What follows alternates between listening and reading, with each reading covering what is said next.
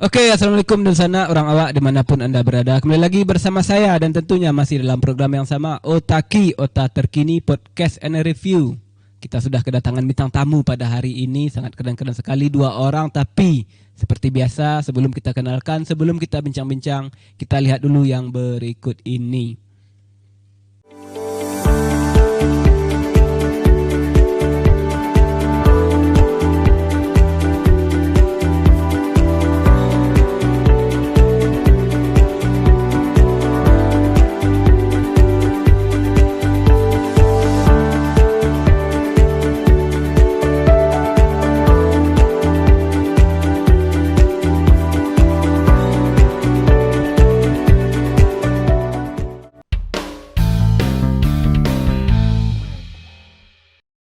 Oke, pemirsa Otaki, langsung saja kita kenalkan bintang tamu kita pada hari ini yang alhamdulillah sudah bersedia duduk di samping saya. Yang pertama sekali Hendra M. Datuk Boga.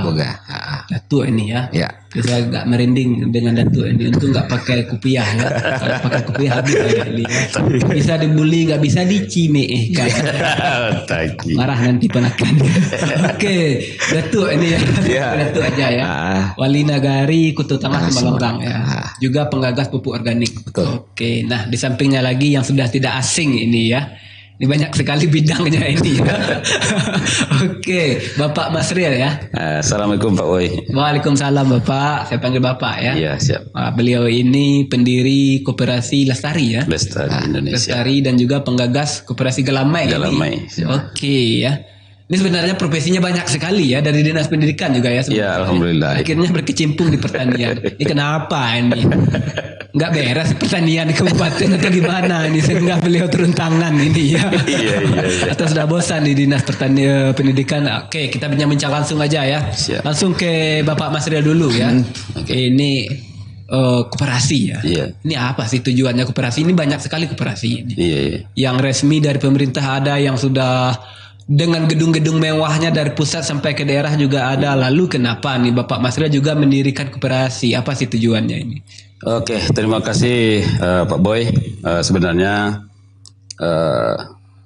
kami dari tahun 1987 waktu di Sejunjung waktu di Sejunjung ketika PNS itu sudah mengelola koperasi. Oke. Itu koperasi pegawai negeri itu. Kemudian pindah ke sini tahun 94 di Kecamatan Harau. Oke. Juga mengelola, dipercaya oleh anggota sebagai pengurus koperasi. Sampai 2016 kita berkecimpung di KPRI Dedebo Kecamatan Harau. Nah, dari perjalanan koperasi tentu kita menjalankan koperasi sebenarnya bukan dengan keinginan begitu saja. Iya. Itu kita dalami. Oke. Apa itu koperasi, apa wujud koperasi, apa tujuan koperasi, apa pentingnya koperasi. Berarti diriset dulu ya? Diriset dulu. Asal didirikan, oke. Iya, bukan didirikan. Makanya salah satu wadah yang bisa untuk masyarakat agaknya memang koperasi. Oke. Koperasi itu didirikan sangat elok kiranya pemerintah turut ikut serta mengkeroyok koperasi ini. Nah, kalau kita, kalau kenyataan di lapangan memang pemerintah sudah berusaha. Tapi perlu peningkatan-peningkatan gitu. Di samping peningkatan itu tentu juga ya masyarakat koperasi ini, anggota koperasi ini sadar sesadar-sadarnya bahwa koperasi bermanfaat untuk dirinya gitu. Jadi artinya koperasi ini didirikan bisa. Kalau dulu koperasi itu didirikan cuma simpan pinjam, kemudian sudah simpan pinjam distribusi. Ada dulu Wasserda, Toserba dan segala macam. Iya. Kemudian sebaiknya koperasi ini adalah koperasi yang produktif. Oke. Produksi dan bisa menghasilkan, bisa menatap bahwa sebuah persoalan-persoalan yang ada kearifan lokal itu bisa menjadi peluang. Itu yang dikatakan koperasi menurut saya. Sebuah permasalahan bisa dijadikan peluang. Jadi peluang ya. Ini ujung-ujungnya ke pertanian ini ya. Bisa pertanian. Bisa pertanian. Oke, kita ke sampingnya lagi ya. Nah, Datuk ini ya. Datuk tapi keren sekali ya kayak milenial ya. Otaki. Datuk pada umumnya ya. Yang pada umumnya itu kan tegas, berwibawa ya. Walaupun itu cuma topeng doang ya. Aslinya kita nggak tahu kan. Tahu-tahu tegas, berwibawa, ramah, tahu-tahunya ya banyak menggadaikan ya. Ini bisa jadi ya di mana. Oke, kita ke Datuk. Ini sebenarnya Datuk kan dari Wali Nagari ya. Iya. Lalu menggagas pupuk organik. Berarti ada hubungan ya dengan Bapak Masril ya. Ada. Ini sebenarnya hubungannya apa sih yang Datuk inginkan sebenarnya ini? Kenapa ini begitu dekat? Apa sih tujuan sebenarnya Datuk ini? Ya, terima kasih. Assalamualaikum warahmatullahi wabarakatuh. Waalaikumsalam, Datuk. Jadi saya sebetulnya waktu tahun 2013 bertemu dengan Pak Dr. Harmen namanya kan, yang dari, kalau salah beliau anggota Dewan ya. Oke. Nah, di situ awalnya saya mau belajar dengan dia tentang pertanian. Pertanian ya. Sebab saya dengar beliau juga pencetus organik di Kecamatan Mungka. Pupuk organik. Sementara di Kecamatan Belikumpuh tempat saya tinggal itu belum ada. Nah, pergilah saya ke sana. Dia menanyakan kepada saya, Pak Datuk siap tak jadi orang gilo katanya. Jadi orang gila ya? Iya, kalau mau bergabung dengan saya harus siap jadi orang gila. Oke. Bahasa Padang itu kan bahasa Minang gilo. Iya. Yang gilo itu nggak salah artinya apa Pak Mas? Ya, gentleman, inovasi, leadership, optimis. Itu gilo ya. Itu. Oke ya. Oh, kalau harus gitu. beda dengan. Harus beda. Iya. Pada umumnya. Iya, harus berani kita. Jadi Gitu. Datuk siap. Siap kita bilang kan. Oke. Awalnya bingung juga kok siap jadi orang gilo gitu kan. Diterangkan yang gila maksudnya belum pernah dibuat orang, kita buatkan itu, kita buat itu. Belum pernah dikerjakan orang, kita kerjakan. Contohnya waktu itu kalau nggak salah saya diajari pertama membuat padi sebatang. Padi sebatang. Iya. Padi sebatang tuh artinya dengan menabur padi sebatang itu bisa berkembang jadi banyak gitu. Oke. Dan setelah itu saya tanya, bisa nggak kira-kira padi sebijo gitu? Bukan padi sebanyak, sebijo lagi. Bisa katanya. Kita coba, ayo kita coba. Waktu itu kan, jadi sebelumnya kita bikin pupuk organik sama dia dulu. Untuk mengapakan padi ini harus kita pakai pupuk organik, jangan kita pakai pupuk urea ini segala macam kimia. Itu akan merusak struktur tanah kita katanya. Oke. Setelah saya ikuti dia terus beberapa tahun, 2 tahun lebih, memang banyak ilmu di lapangan saya dapat, pengalaman. Contohnya kita bikin di setuju waktu itu demplot padi sebijo sama Pak Raples, dan kami siap untuk berkorban, baik berkorban uang, tenaga, pikiran semuanya. Kami turun ke sana sama Pak Mas waktu itu.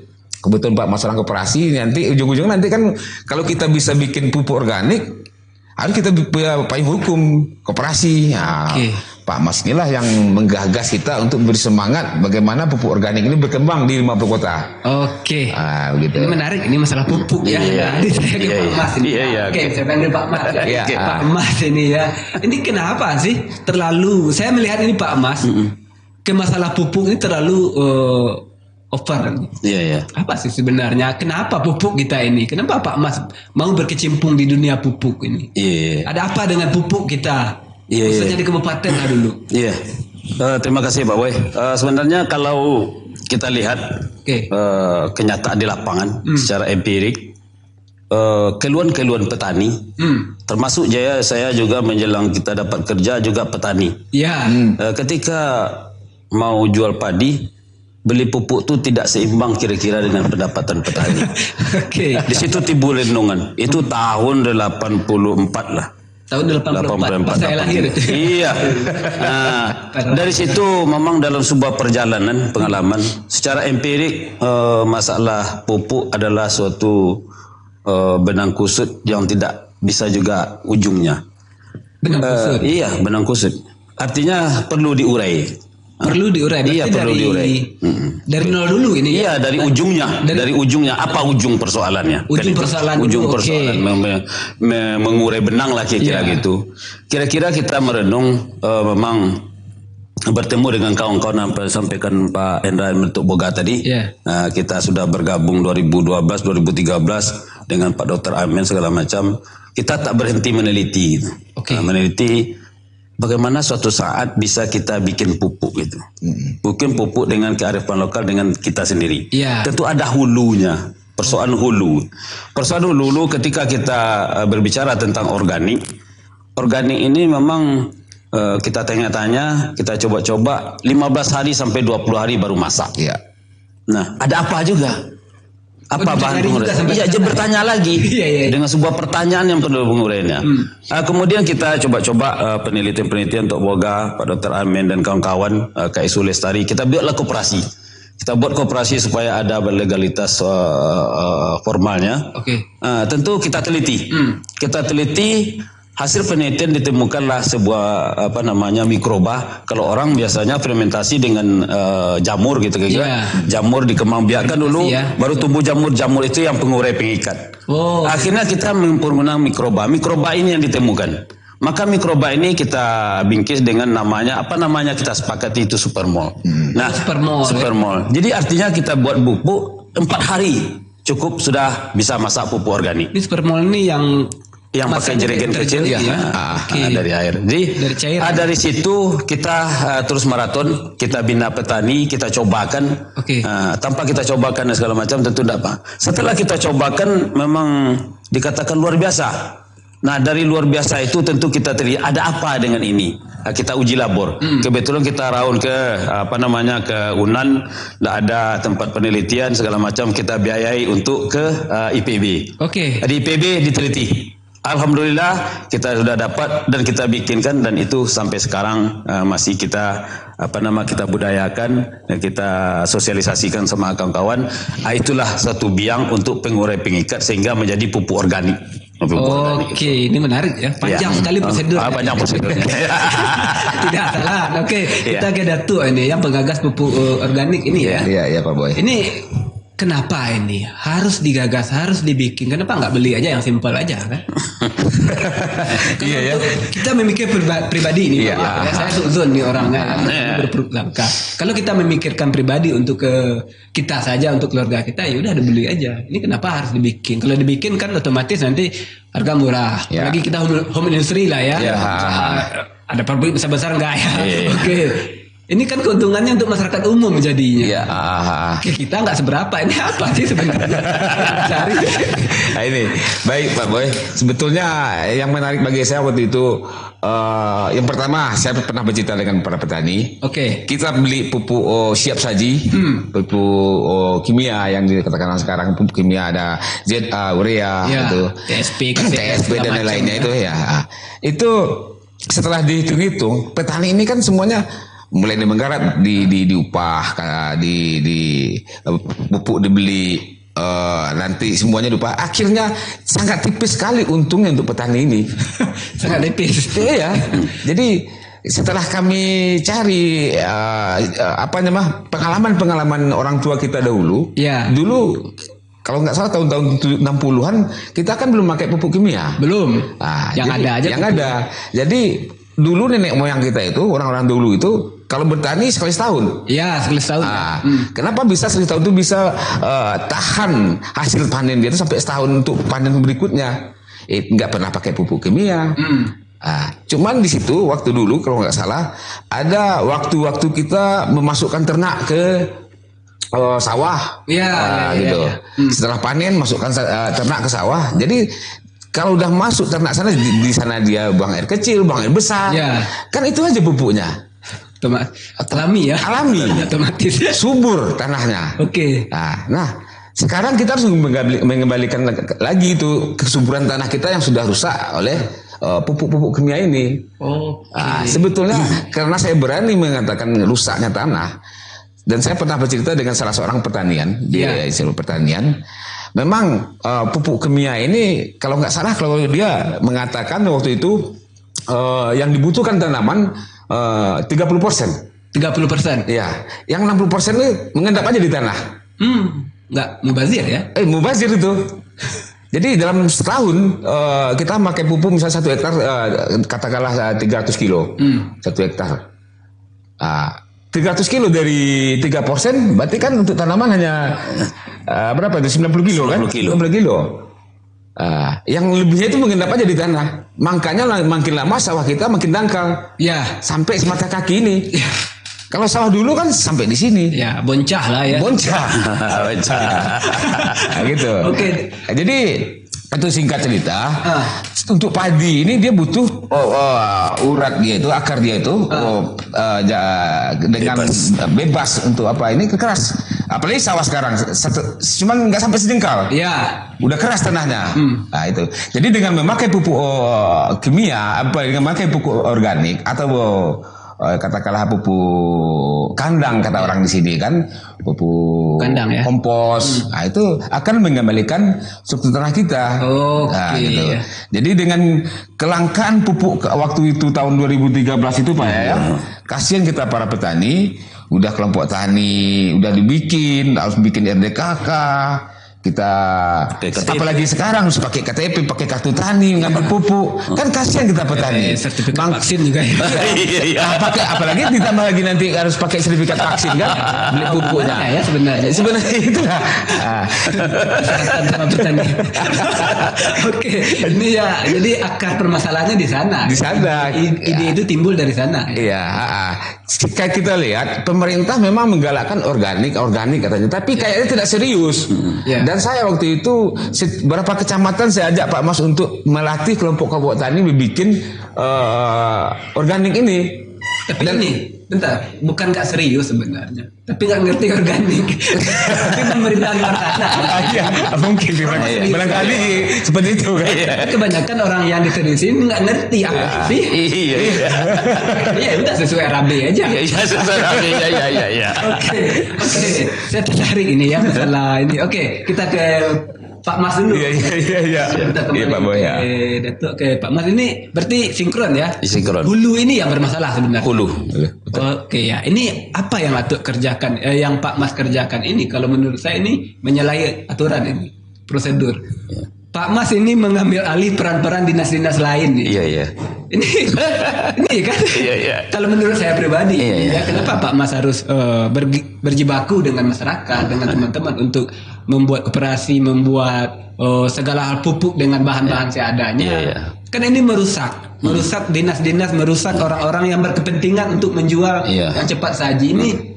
Keinginan Pak Mas sebenarnya apa sebenarnya? Ini saya yakin ini pasti ada konsletnya, sinkronnya di orang-orang. Tapi jangan jawab dulu ya. Siap. Oke, kita break sejenak.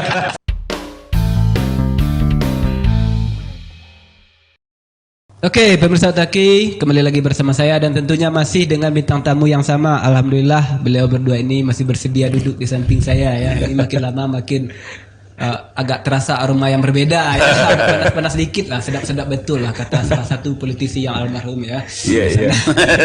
Di Jakarta sana ya, ngeri-ngeri sedap. Oke, kita kembali ke Pak Mas ini ya. Pertanyaan di segmen 1 tadi yang belum sempat dijawab. Ini kalau menurut saya, pemikiran seuzon saya Pak Mas ini telah melangkahi dinas-dinas tertentu, kelompok-kelompok tertentu. Ini tujuannya apa sih sebenarnya ini?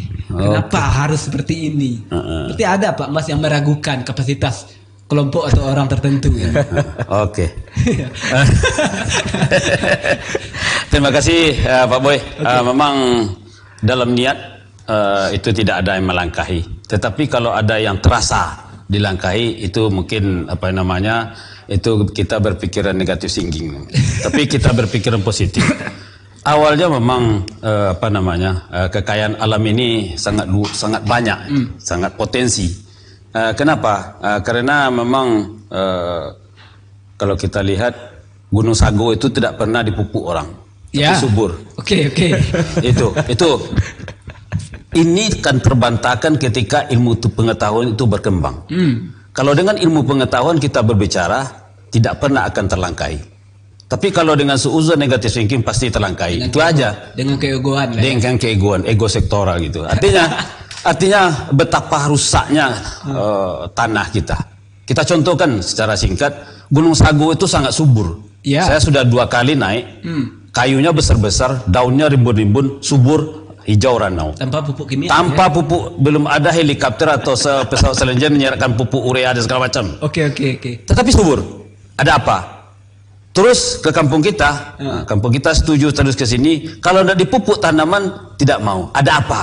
Ada apa ya? Ini yang perlu kita sosialisasi kepada masyarakat. Ada apa? Karena apa yang disampaikan Pak Datuk Boga tadi, kimia tanah kita sudah terlampau tinggi. Kimianya ya? Kimia tanah. Di dalam tanah itu kan ada biologi tanah, fisika tanah, dan kimia tanah. Biologi tanah kalau tidak terjaga, humus tanah itu tidak akan terjaga. Maka kearifan lokal yang disampaikan untuk Boga tadi, masa dahulu subur-subur. Tetapi kita tanam durian, tanam kacang, tanam cabai, penyakit banyak. Kenapa? Siklus rantai makanan siklus itu sudah rusak oleh katakanlah dengan pestisida, Roundup dan segala macam. Nah ini, jadi kalau ada yang katakanlah terlangkai, saya rasa itu tidak terlangkai. Oke, berdebat tentang bagaimana untuk meningkatkan biologi tanah, bagaimana tentang kimia tanah, bagaimana dengan fisika tanah. Fisika tanah akan berubah ketika hujan datang, itu tanah itu gersang sekali. Kenapa? Cacing udah mati. Mikroorganisme yang ada di tanah udah mati. Waduh. Nah, itu. Jadi itu kalau perdebatan tentang ilmu pengetahuan tidak akan pernah orang akan negatif thinking dan ada ego sektoral tadi. Tapi kalau berbicara tentang ilmu pengetahuan, mungkin kita duduk bersama. Kalau memang ada teori yang mengatakan sudah sehat tanah sekarang, oke, ada apa sih? Kita coba kita bertanam gitu. Oke, ini benar-benar risetnya nggak main-main ya. Puluhan tahun tentang tanah aja dulu. Ya kan dari ini Pak Mas ya, saya banyak ini melihat kelompok-kelompok tani. Tanah ini nggak diperhatikan, struktur nggak diinin, pupuk nggak, pokoknya tanam aja. Untuk dokumentasi kirim udah ya, cair anggaran. Itu Ini sebenarnya yang jadi permasalahan. Ini yang masalah. Masalah benang kusut yang kita selesaikan itu. Itu ya. Oke, kita kembali ke Datuk. Oke, ini saya tertarik dengan kata-kata Pak Mas, sosialisasi. Ya, Datuk kan juga wali negari ya. Ini gimana nih cara mensosialisasikan kepada masyarakat ini? Ini kan nggak mudah ini ya. Apalagi masyarakat kita ya. Ujung-ujungnya pasti ini hasilnya gimana nih? Ini bisa nggak dipertanggungjawabkan hasilnya? Ini apa yang sudah Datuk berikan di kampung Datuk aja lah dulu, di negari Datuk dulu untuk sosialisasi dan membuat masyarakat yakin. Dan kalau yakin tentu ada hasilnya ya. Apa yang sudah Datuk berikan di sana? Oke, baik Pak Boy. Untuk mensosialisasikan pupuk organik ini kepada masyarakat memang butuh waktu yang panjang. Kenapa? Jadi bukan tanah saja yang sudah diracuni oleh kimia. Otak para petani kita juga diracuni oleh kimia itu. Terdoktrin lah ya. Gitu. Jadi tugas kita di samping kita membuat sawah organik, kebun organik, yang utama adalah membuat otak para petani menjadi organik itu dulu. Itu yang harus kita kerjakan, memperbaiki mindset itu. Kalau kita membuat sawah organik itu gampang. 2 hari kita bisa, kita garap, kita kasih pupuk organik. Cuman memperbaiki pola pikir, mindset masyarakat kita yang petani ini untuk merubah ke organik itu yang paling berat kerjanya sebetulnya. Jadi butuh kita kerjasama dengan pemerintah. Nah, ini memang kalau kita serius dan pemerintah serius menggalakkan organik ini, kita yakin satu saat para petani kita akan sejahtera gitu. Sebab yang pernah saya coba, orang 50 kota khususnya kalau membeli pupuk saya katakan itu bodoh orangnya. Ini gimana nih maksudnya bodoh? Oke. Bodoh kan kita dapat untung. Orang membeli ke pupuk ke kita, kita dapat untung. Kenapa ini dikatakan bodoh? Siapa yang bodoh ya? Yang bodoh sebenarnya ini. Begini Pak Boy. Kenapa saya bilang bodoh? Sebab kita harus berpikir untuk berusaha ini. Seperti pupuk organik saya ajarkan kelompok-kelompok tani di mana-mana. Seperti di beberapa kecamatan dulu 13 Pak Mas ya kita ajarkan. Dan ini saya katakan kepada kelompok petani, ibu-ibu, bapak-bapak, kalau membeli pupuk organik yang kami bikin ini, ibu-ibu bodoh. Kenapa demikian? Sebab di lingkungan kita ini ada semuanya. Ada kotoran sapi, kotoran ayam, abu. Berarti benang merahnya di sana ya. Kenapa kita harus beli ya? Jadi yang harus kita berikan adalah ilmu kepada mereka. ilmu ini lebih berharga sebetulnya kan. Nah, jadi kalau para petani sudah punya ilmu semuanya, bikin pupuk organik, bikin banyak pestisida hayati, racun-racun alami ini, pasti kita yakinlah petani ini akan sejahtera nanti ujung-ujungnya. Oke, ini menarik ya. Saya tertarik dengan kata-kata organikkan dulu nih otak petani ini. Ini sama kasus dengan orang-orang yang tinggal di dalam hutan ya. Mengeluarkan orang dari hutan itu gampang. Ya. Mengeluarkan hutan dari kepala. Karena kelamaan. Kelamaan menerapkan konsep yang belum tentu benar ya. Kebiasaan ya, tradisi, tapi itu tidak benar ya. Oke. Kita ke Pak Mas lagi ini ya. Ini kembali lagi masalah pupuk dan pupuk ini ya, dan saya tertarik kata-kata Pak Datuk bodoh ketika masyarakat harus membeli pupuk, padahal bisa dibikin sendiri. Nah, harusnya petani seperti apa? Sebenarnya petani harus berdaulat. Berdaulat petani itu dulu, baru berdaulat pangan. Merdeka atau? Berdaulat artinya dia merdeka gitu. Merdeka dia bisa bikin pupuk sendiri. Sebenarnya kalau artinya peserta pemerintah agak lebih terhadap petani ini luar biasa. Ada konsepnya. Konsepnya adalah yang disampaikan pada itu mengeluarkan encapsulation di dalam kapsul itu supaya bikin organik, kita udah luar biasa. Tapi itu yang penting dulu. Adi, tentu ketika tidak praktek di lapangan, tentu hasil dari petani ini. Hasil dari petani, orang bilang kalau kita pakai pupuk organik hasilnya akan menurun. Itu doktrin apa? Itu yang kita negatif thinking tadi. Kenapa? Karena kita menanam itu ketika kita belum uji tanah itu. pH-nya berapa, ketika tumbuhan ini bisa berapa kapasitas ketersediaan air dan segala macam. Ilmu pengetahuan memang penting. Artinya dengan pupuk organik tidak akan pernah turun. Ini catat nih. Tidak akan pernah turun. Tidak akan pernah turun kalau pemberlakuan itu benar-benar. Nah, ini yang perlu dibantah.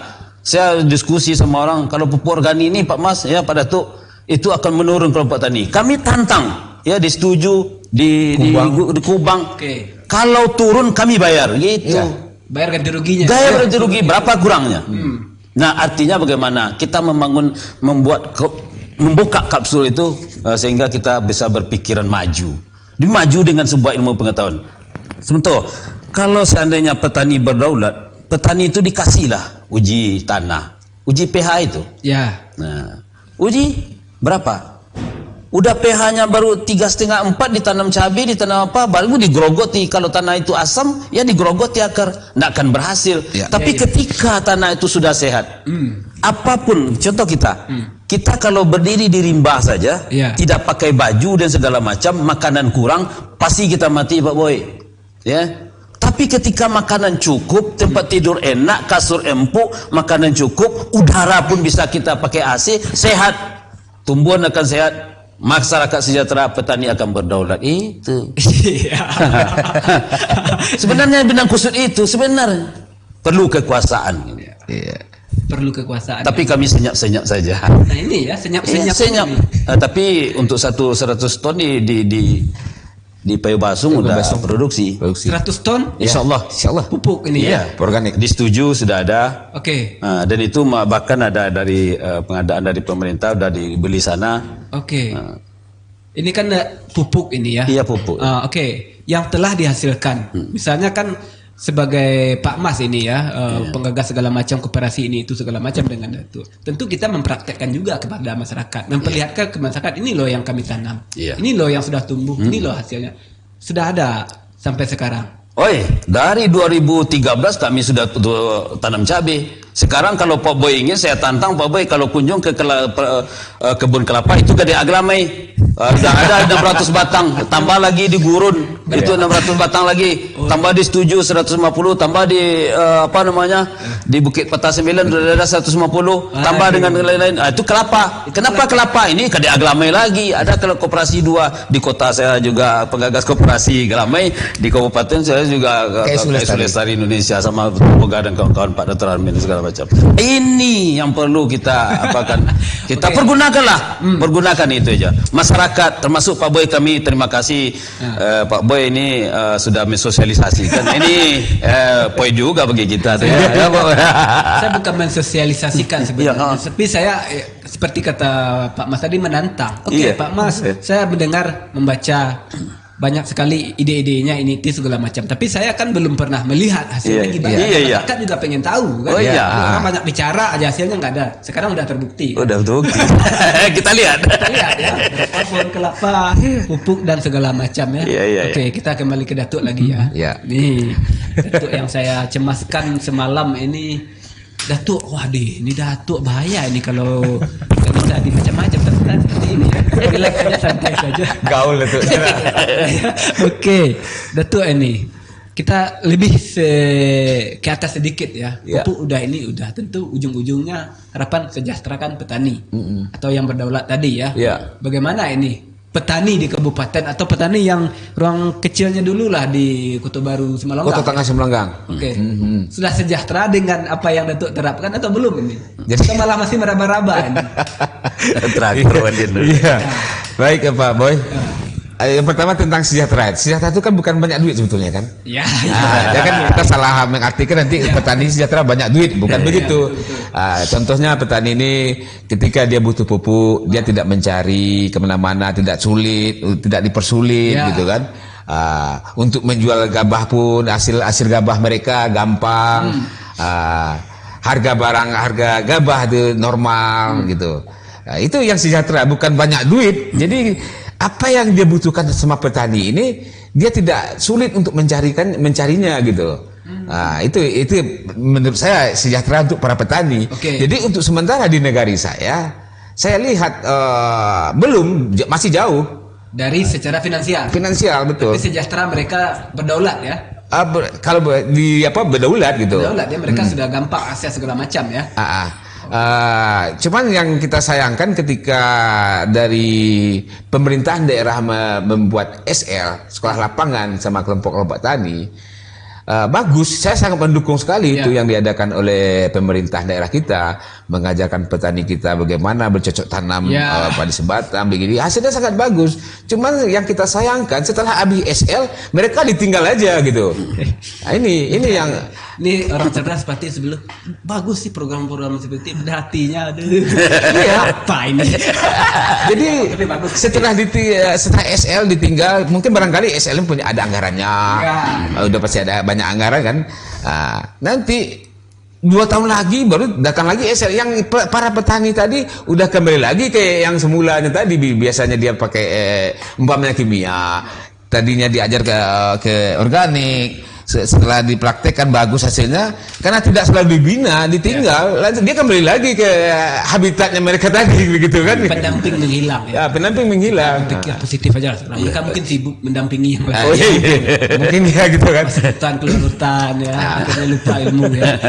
Oke, kita ke Pak Mas lagi ya. Ini Pak Mas, apa yang sudah Pak Mas dan Datuk perbuat ini kan sebenarnya sudah mendukung program-program pemerintah, ikut membantu pemerintah. Saya yakin itu ya. Banyak sekali dari program-program itu yang sudah meringankan beban pemerintah yang pusing sekarang gara-gara COVID ini ya. Sekarang kita balik. Apa sih sebenarnya yang sudah diberikan pemerintah untuk koperasi, untuk Pak Mas, untuk Datuk, untuk usaha yang sudah Datuk rintis ini? Apa yang sudah pemerintah berikan? Kan selama ini Datuk dan Pak Mas saja yang memberikan kan? Apa sebenarnya yang sudah diberikan? Tapi jangan dijawab dulu ya. Siap. Kita break sejenak. Oke, pemirsa Otaki, kembali lagi bersama saya dan alhamdulillah masih dengan bintang tamu yang sama, masih bersedia duduk di samping saya untuk kita ajak diskusi dan bincang-bincang ya. Makin lama makin panas ini situasi ya. Kayak AC nyala dari tadi. Situasi kita ya, perdebatan kita ini ya. Oke. Ini asik sekali ya, kita langsung ke Pak Mas ini di segmen 2 tadi ya. Belum sempat dijawab ini. Pak Mas sudah banyak memberikan. Kalau saya melihat itu ya. apapun untuk masyarakat dan ujung-ujungnya kan ini meringankan beban pemerintahan. Iya. Lalu kita balik, pemerintah sudah memberikan apa nih? Kalau saya pribadi kalau tidak ada timbal balik saya nggak mau nih, jujur. itu. Iya. Ibarat saya menyukai perempuan, kalau nggak mau diajak kemana saya nggak mau bayar makannya kan. Iya. Nggak ada makan siang yang gratis. Oke. Iya. Kembali Ini. ini pemikiran beliau ini ke politik nih, kemana nih ya? Iya. Pak Boy. Iya. Ya, oke lanjut, Mas. Oke, memang siapa tahu di dalam hati itu siapa tahu begitu. Sebenarnya kita telah bantu salah satu program pemerintah sebenarnya. Bagaimana organik itu kita galakkan. Sebenarnya adalah sebuah tanggung jawab. Ketika kita punya ilmu sedikit harus tanggung jawab untuk diajarkan kayak Diajarkan itu. ya. Apalagi saya sudah berkecimpung hampir 34 tahun di Dinas Pendidikan. Dan saya sampai sekarang saya juga ngajar ya di UT Universitas Terbuka. Masih ya, Masih dosen ya? Iya, dosen itu. Itu S2 ya? Saya S2 juga. S2 Ica aja lah. Iya. Oke, itu persoalan belakang. Tapi apa dengan pemerintah? Oke. Dari pemerintah hanya bantuannya sebagai kita mengurus badan hukum dulu. Iya. Badan hukum ya. Koperasi difasilitasi untuk menguruskan, tapi membayar untuk ke lembaga ke notaris kita difasilitasi itu bantuan pemerintah. Badan hukum itu keren sekali Iya, itu. itu. Badan hukum itu sudah keren Hukumnya sekali, ya. bantu itu. Nah, tapi artinya kalau untuk operasional untuk segala macam bagaimana pemerintah kita hanya mengetuk pintu pemerintah. Sehingga ini ada apa memang benar atau tidak kan gitu. Ya. Kita juga nantang tidak apa-apa. Ya, artinya nantang untuk kebaikan gitu. Iya. Nah, bukan artinya ada yang lain-lain memang sudah kita plot ya, dengan niat-niat yang yang ikhlas juga lah. Ya. Nah, tapi itu tidak perlu diungkapkan di sini gitu. Iya. Artinya memang apa yang didapat kita dari KSU Lestari tentu ada produksi supermall ya. Ya. Nah, supermall Supermall juga. ini ya? Iya, supermall ini. Nah, tentu itu hak cipta KSU Lestari gitu Ya. ya. Nah, itu ya dari situ kita biaya-biaya untuk kemana-mana gitu. Nah, cuman itu. Artinya kalau kita Biaya sendiri berarti itu? Hah? Iya, biaya sendiri. Kita beli botolnya itu ya, kita cetak itu segala macam ya memang sendiri lah. Nah, itu. Kalau pemerintah memang memerlukan gitu. Serius lah ya. Serius ya. Kita juga legowo lah. Ya. Oke. Nah, kemudian tentu konsep ada sebuah konsep sebenarnya di berdaulat petani itu seharusnya ada kita sama belajar sama Profesor Wisnu Garjito ini ahli kelapa dunia itu loh. Ya, ahli Pak kelapa Wisnu, dunia. ya. Wisnu. Dia konsepnya pelaju. Petik bertanam dulu, tanam, petik, olah, jual baru untung. Olah. Nah, olah inilah kerja-kerja koperasi. Olah-olah ini ya. Olah inilah. Kalau jual bisa masyarakat gitu. Nah, mindset itu yang akan kita kembangkan sehingga kita juga bisa bekerja sama dengan pemerintah dengan segala aspek, dengan segala pengusaha dan segala macam untuk bisa bagaimana organik itu bisa kita terapkan di tengah-tengah masyarakat gitu. Bisa diterapkan Bisa di tengah-tengah diterapkan masyarakat. Ya, berarti ada lah ya Ada. pemerintah ya. Pemerintah memang kalau sekarang memang belum. Belum ya. Nanti Nanti COVID. ini sudah COVID ini mungkin. Iya, COVID. Mungkin maksudnya? Iya, kita ajak pemerintah. Kita sudah masukkan juga nih proposal nih gerakan bertanam 1 juta kelapa di luar 50. Kenapa? Ini konsep saya kasihkan. 1 juta kelapa di luar 50. 250 sampai ke Gelugur itu. Saya sudah masukkan. Janganlah nanti menyanyi rendang lagi ini. Ini tanya. Coba tanya di pabrik rendang yang di Padang Keduduk itu, Iya. dari mana kelapanya? Dia bilang kepala dinas kepala kantornya yang rendang itu, kepala UPT-nya. Udah bekerja sama dengan Santan Kara. Kok itu kan seharusnya kita berdaulat dulu, harus dari hulu kita perbaiki gerakan tanam kelapa. Saya sudah coba dong. Sudah fee-nya gede dari pabrik santan itu mungkin. Mungkin juga. Kalau gitu ya itulah. Masyarakat gimana? Gerakan pemberdayaan. Gerakan. Jangan ngomong-ngomong pemberdayaan aja ya. Iya, jangan ngomong. Jadi artinya kelapa ini kelapanya 1.600 turunan kelapa loh. 1.600 produk bisa diturun kelapa. Salah satunya rendang. Ini dari 2017 sudah kami gagas sama Karya Aglama ini. Sudah, makanya ketika kita perlu kelapa kurang. Nah, kita cari lagi, harus bertanam kelapa. Bukan tanam kelapa yang kami jual ganja entok itu, tapi kelapa apa saja. Mari gerakkan itu, kita himbau pemerintah gitu. Oke, ini Jangan seperti peternak ayam kita ya Pak ya. Jangan Jadi peternak- buru jauh itu pabrik sebetulnya kan. Jangan pabrik. Nah, luar biasa ini kalau kelapa itu 1 sesen juga nanti ini kan. Ini. Jadi bersedia ya kita capai ya. insyaallah bersedia lah. Oke, ini Kalau menarik untuk ya. masyarakatnya. Keren sekali ya. Ya kalau kita bikin sesuatu yang berbahan baku kelapa, ya otomatis kelapa dulu ya. Kelapa dulu. Iya, kelapa dulu. Sama dengan pupuk ini. Kalau pupuk ini fermentasinya supermal dulu. Iya. Bahan baku dulu. Nah, apa yang berdaulat ketika bahan baku kotoran sapi kurang, ya kita ternak sapi. Tuh kan? Kita tanam kelapa. Kenapa kelapa rendah itu? Kita potong daunnya, kita giling, kasihkan sama sapi. Tai sapinya kita olah, pipi sapinya kita olah organik itu ya. Ya kuncinya itu aja dari Pak Mas. Ya. Jangan hilangkan ego struktural. Itu yang penting. Kadang orang tidak berpikiran sampai di sana karena terdoktrin politik praktis tadi ya. Iya. Ya kalau bikin aja lah dulu, nanti kalau bahan baku kurang beli Itu. impor dari luar. Siap saji aja. Siap saji aja. Kita Ini membutuhkan. masalahnya. Ya. Contoh kita membutuhkan sekarang pupuk langka karena kita ketergantungan. Jangan petani tergantung pada suatu produk. Dan tambahnya barangkali Pak Mas, di pemerintah daerah kita, masalah pertanian jangan diserahkan saja sama dinas pertanian. Iya. Dia kan berkaitan dengan peternakan, Perindustrian. industrian, Iya, satu kesatuan. koperasi. Perikanan. Itu kan satu kesatuan. Iya. Tapi menurut saya sekarang dia ini ego struktural ini yang ditanamkan sekarang itu. Itu. Ini menarik kata-kata Pak Mas dan kata Pak Datuk tadi ya. Memang bahan baku dulu ya. Iya. Jangan berpikiran kalau ya bikin sajalah dulu mumpung ada RAB ini Iya, ya. Kalau bahan baku kurang impor beli. Beli. Yang menguntungkan orang lain ya. Orang lain. Masyarakat sekitar. Bukan. Jadi saya keingat ini kakak saya ini pernah dulu dari Dinas Perikanan ya.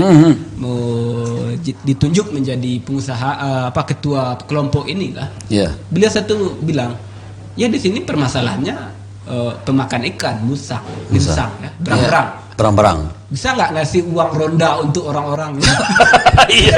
Sederhana. Sederhana ya. Jangan nyampe ke sana dulu. Iya. Jangan ke ikan dulu. Iya. Permasalahannya. Hulunya belum. Kan nyambung. Iya. Oke. Kita ke Pak Datuk dulu ya. Ini sosialisasi udah kemana-mana ya, ke lapangan ya, baik berdua ataupun sendiri ataupun dengan kelompok-kelompok ya. Iya. Dengan biaya sendiri, apa sih yang dicari sebenarnya?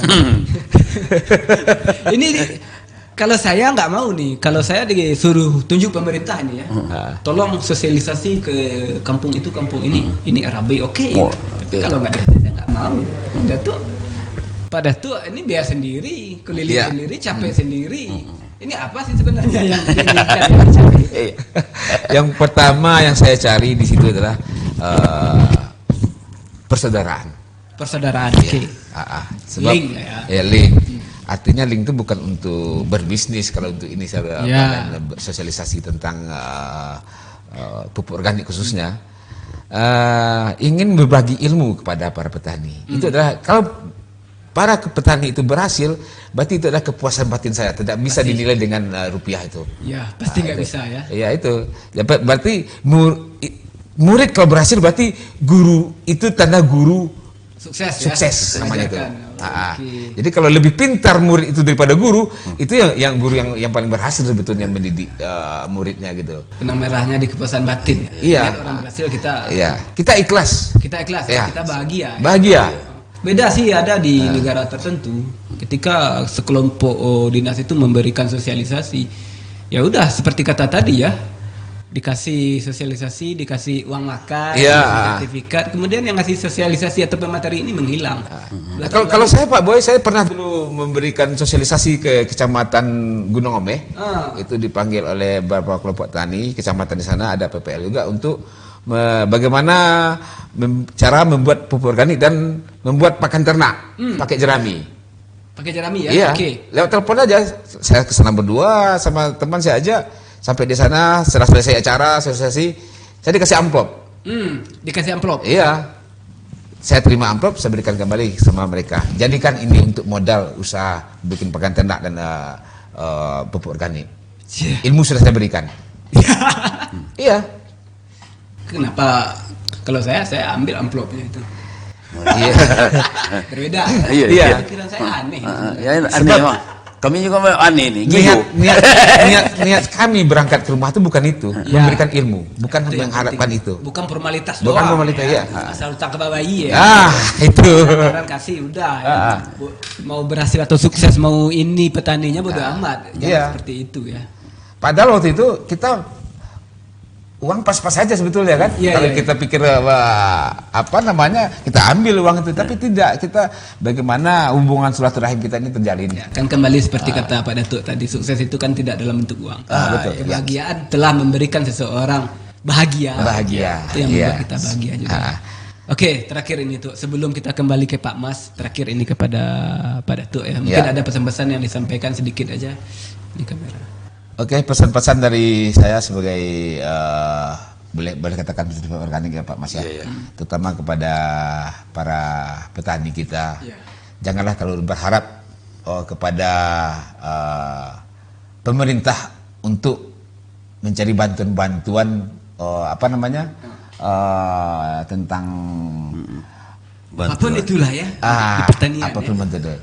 Dan kita harus berpikir pandai mandiri, sebab di lingkungan kita sendiri banyak sekali untuk kita manfaatkan jadi pupuk, racun dan lain-lainnya. Jadi pemerintah ini tidak boleh juga kita tinggalkan. Itu. Jadi main bukan main aman. Iya. Jadi kita lihat sekarang kan itu Pak Boy, pesan saya kepada kelompok tani, terutama kelompok tani, betul-betul jalankan kelompok itu, jangan jadi kelompok dangau durian istilahnya. Oke, Penunggu, bukan.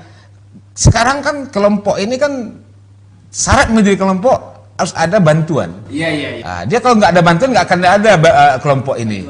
Bantuan dulu. Jadi dangau durian kalau udah pohon durian kalau udah ada bunganya, pasti kita bikin pondoknya kan? Iya. Udah kelihatan. Kalau buah durian habis, pondok ditinggal aja, mau roboh, mau hancur kan, itu terserah. Jadi ini yang kebanyakan terjadi di daerah kita tentang kelompok-kelompok tani. Ini yang merusak mindset itu kan sebetulnya para elit-elit politik juga. Ini ada bantuan, bikin kelompok. Ini kan untuk kantong suara mereka nanti. Politik amatiran. Itu oknum, gitu. Oknum politik. Itu pesan saya. Mari kita para petani betul-betul menjadi petani yang berdaulat. Manfaatkan lingkungan. Oke. Nah ini saya tertarik dengan kata-kata Datuk tadi ya, jangan terlalu berharap pemerintah. Ayo mandiri lah, pemerintah udah pusing mikirin COVID. Iya. Kan itu. Iya. Pemerintah nggak mau tahu, cuma pemerintah lagi pusing loh. Iya. Banyak loh program kalau ya, tapi pun Papua masih tetap lanjut ya. Lagi cerita jauh. Cuaca di Papua sana beda. Artinya begini Pak Boy, terlalu berharap kepada pemerintah, akhir-akhirnya petani ini jadi malas. Iya. Itu sebetulnya. Bikin kecewa nanti. Itu sama dengan konsep percintaan ya. Kita terlalu banyak berharap. Kecewa. Harus siap-siap dengan kekecewaan. Sama kayak sekarang ini bantuan BPJS, bantuan BPNT, bantuan PKH. Jadi masyarakat jadi malas untuk berusaha. Berharap itu aja dia. Oke. Gitu. Oke, makasih Datuk ya. Dan waktu kita undang lagi ya, boleh ya bersedia ya. Siap. Akan kita bincang. Siap Pak Boy. Kepada Pak Mas. Oke. Ini yang ada yang mau disampaikan kayaknya pasti ada ya. Pesan segala macam, kritik, saran apa kek, silakan. Terima kasih Pak Boy yang luar biasa. Terima kasih atas pertemuan ini. Memang pesan-pesan kita baik untuk semua. Kira-kira mari kita tingkatkan ilmu pengetahuan tentang pertanian ini. Tidak lain, tidak apa adalah daerah kita adalah daerah pertanian, perkebunan, perikanan dan peternakan. Itu adalah satu kesatuan. Tidak bisa sendiri-sendiri. Tidak bisa sendiri-sendiri. Kalau yang perbaikan itu kita harus mulai dari hulu. Dari hulu. Jadi artinya mari petani itu berdaulat, apa yang disampaikan Pak M. Datuk Boga tadi. Memang kalau petani itu berdaulat, sejahtera itu kan bisa kita nilai lah. Artinya bisa. Kemudian ya kalau seandainya kita ingin pupuk tentu perlu berternak. Berternak lagi tentu berternak katakanlah sapi, ayam, segala macam, kambing. Satu kesatuan. Sudah kita bertanam tentu kita perlu pupuk untuk pakannya. Makanya kita secara beransur tapi pasti kita keroyok sama-sama. Pemerintah, masyarakat, kelompok, lembaga, termasuk juga media kayak gini. Ini bermanfaat sekali. Jadi mari kita satu kesatuan untuk menatap masa depan yang luar biasa. Kalau seandainya ini 50 kota adalah sangat luas, saya sudah sampai ke Gelugul, kemana, sangat luas. Mari kita ansur-ansur untuk gerakan-gerakan. Banyak hal yang bisa kita lakukan, banyak hal yang bisa kita laksanakan, dan banyak hal mungkin yang belum kita laksanakan. Mari kita berdiskusi dalam rangka meningkatkan ilmu pengetahuan. Ilmu pengetahuan saya rasa di perguruan tinggi sudah banyak, ya. Perguruan tinggi juga ada di Politani ada di sini yang kita manfaatkan. Mari bersama-sama. Dalam kebersamaan itu tentu itu akhirnya muaranya adalah tentu kesejahteraan. Kesejahteraan ya. Ya. Oke. Terima kasih Pak Mas. Sama-sama Pak Boy. Sama-sama. Waktu kalau masih bersedia ya bolehlah Siap. kita bicara tentang santan ya. Oh, santan. Awalnya kelapa dulu ya. Oh, kelapa dulu. Oke, jadi santan. Iya. Terima kasih ya itu. Ya, sama-sama, Pak Boy. Oke, pemirsa Otaki, cukup sekian Otaki kali ini. Mohon maaf kalau ada salah-salah kata, baik yang saya sengaja maupun yang sangat saya sengaja. Terima kasih atas perhatiannya. Dari bincang-bincang kita bersama dua orang narasumber yang hebat-hebat ini, ada 4.500 kesimpulan yang dapat saya petik, tapi hanya satu yang ingin saya ungkapkan mengutip dari kata-kata beliau berdua, yaitu jadilah petani yang berdaulat dan mandiri ya, seperti itulah ya kira-kira ya. Memang harus seperti itu ya. Oke, karena kita masih dalam suasana pandemi, tetap pakai masker ya, jaga jarak, jaga hati, jaga perasaan, dan jaga hubungan baik dengan siapapun, termasuk dengan Bapak kita yang berdua ini, dengan ahli pertanian, agar kita tahu bertani itu sebenarnya seperti apa ya, ada hulu ke hilir ya. Oke ya, jadilah petani yang berdaulat, mandiri, dan jangan terlalu banyak berharap. Seperti kata Pak Datuk tadi ya, bodoh kalau kita membeli pupuk padahal ada kandang sapi di rumah ya, di belakangnya ya. Oke, cukup sekian. Assalamualaikum warahmatullahi wabarakatuh.